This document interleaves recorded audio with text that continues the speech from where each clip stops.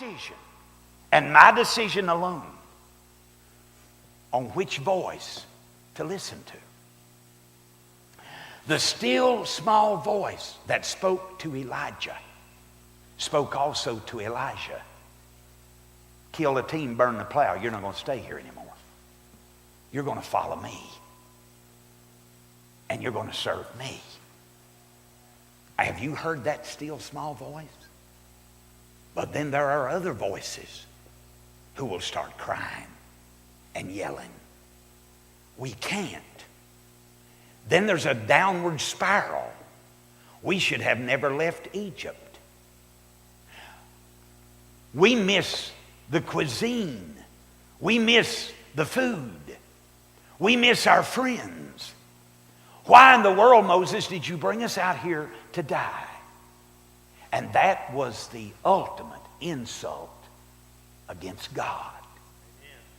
They were so selfishly ignorant that they couldn't even hear their own words because they were listening to the wrong voices that inevitably influenced them then to doubt God.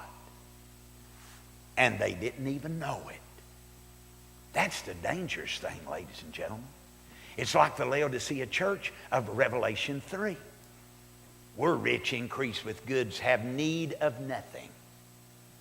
And the Lord said, you don't even realize or know that in reality you're poor, blind, miserable, naked, and wretched. Isn't it a tragedy then that people then cannot hear the words of Jesus? When he said, if the light in you is darkness, how great is that darkness? If I think I'm right when I'm not, if I turn to tradition away from the truth, if I start listening on what people say and what people do as opposed of what God says and who God is, my attention can be diverted from my Lord and my Savior and my Shepherd.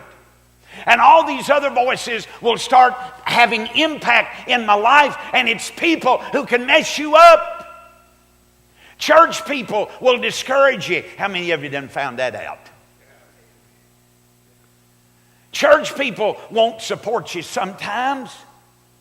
Sometimes even the ones of your own household. Jesus said in Mark 6, he couldn't do any mighty miracles in his own hometown because they didn't respect him. And so if Jesus ran into that problem, don't you think I'm going to run into that problem? And then if you keep on going, there's a smorgasbord of other stuff out there. Inexplainable, indescribable wrongs.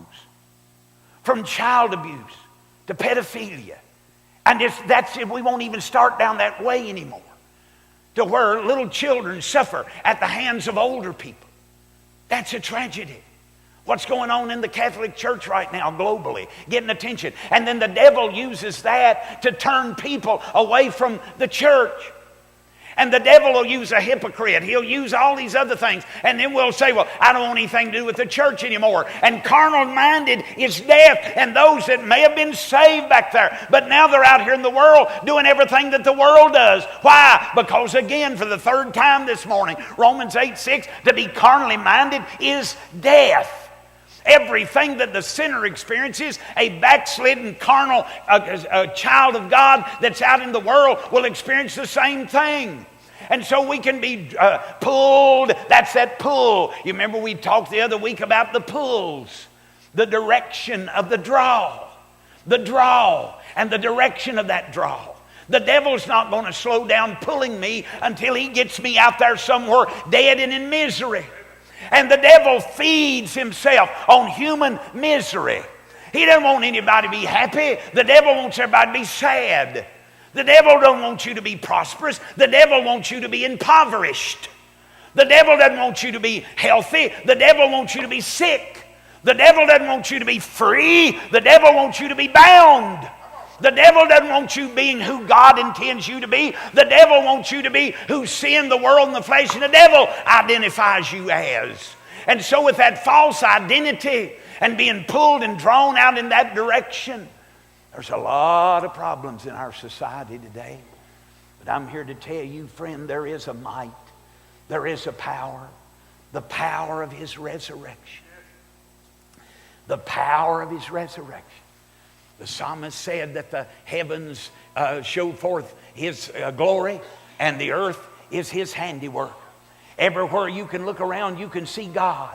You look up at the stars, there's God. Look out in the woods, there's God. Look over the ocean, there's God. He's everywhere. And in your mind, there is a might and there is a voice. Either the force of this whole world and the flesh and the God of this world is the devil, or there is another voice.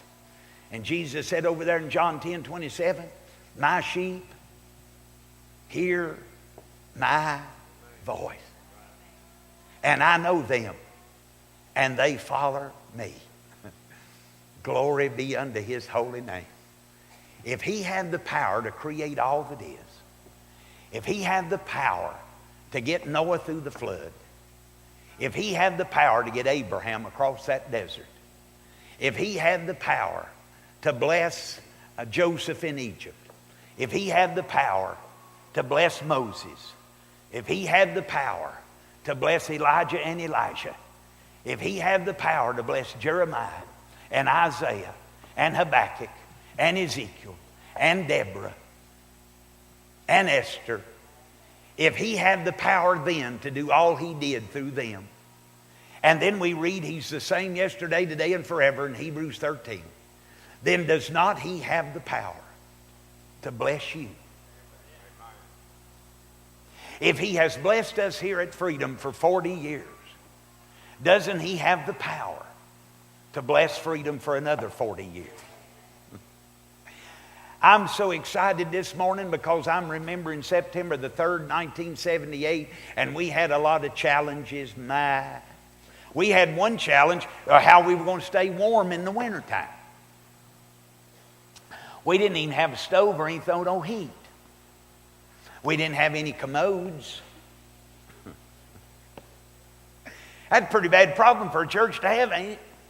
Wintertime coming in the Blue Ridge Mountains and we didn't have no heat source. And especially how you going to get older people to come, because they need a bathroom sometimes real quick. But we made it, didn't we, Kevin? One of our first deacons sitting right over here. Lifetime buddy and friend. Used to be my wife and I's personal chauffeur when we were in high school. You remember those days, Kevin? Lord, I love that boy. Weren't anything in the world. We just still boys. I know we done till we mid-60s now, I reckon. But the same God that blessed back then is the only one that's going to bless us today. You'd better real quick, and I'd better real quick stay deaf to the voices of this world and stay tuned to the voice of the Lord, who will always lead us and guide us into the right paths. The Lord's my shepherd. I shall not want. He maketh me to lie down in green pastures. He leadeth me beside the still waters. He restoreth my soul. He leadeth me in the paths of righteousness for His name's sake. And yea, though I walk through the valley of the shadow of death, I'll fear no evil, for Thou art with me. And I'm going to look you in the eye and tell you, the only one that's blessed us for the last 43 years as Freedom Ministries on this ridge we affectionately call Freedom Ridge is none other than the Savior, the Shepherd, the Lord. He's our God. He's our salvation. He's our buckler, our shield, our defense, our rock, our everything. Ain't nobody like Him. And if He blesses you, you're blessed. And if He doesn't, you're not. And if you follow any other voice, you're going down, you're not going up. If you follow any other voice, you're going out there in the wilderness and you're going to wander around and make no progress whatsoever. But if you'll get in your mind that it's His might, operational and functional in your life, then you can go all the way to heaven with Him. And when you encounter the challenges and the conflicts, He will be with you. That's the problem with the 10 doubters at Kadesh. They said, we can't. And they forgot that He can. And if you forget God and the rock that begat you, I'm afraid, me, you, or anyone else, we're going to be wondering laps around Horeb.